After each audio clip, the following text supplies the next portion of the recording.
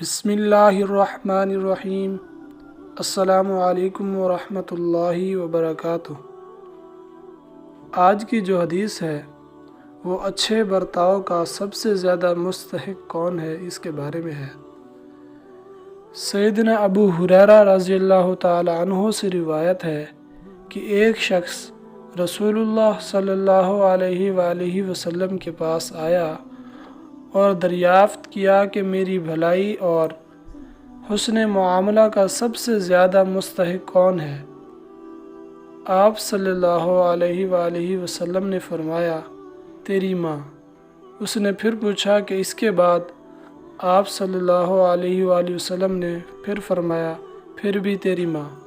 اس کے بعد پھر اس نے پوچھا تو آپ صلی اللہ علیہ وآلہ وسلم نے فرمایا، پھر بھی تیری ماں۔ اس نے چوتھی مرتبہ پوچھا کہ اس کے بعد؟ تو آپ صلی اللہ علیہ وآلہ وسلم نے فرمایا، پھر تیرا باپ۔ یہ حدیث جو ہے صحیح بخاری کی حدیث ہے۔ اس میں جو ہے والدہ کی حسن سلوک کو آپ صلی اللہ علیہ وسلم نے 3 مرتبہ فرمایا اور والد کو 1 مرتبہ۔ اللہ تعالیٰ سے دعا ہے کہ اللہ پاک ہمیں اپنے والدین کا فرما بردار بنائے، آمین۔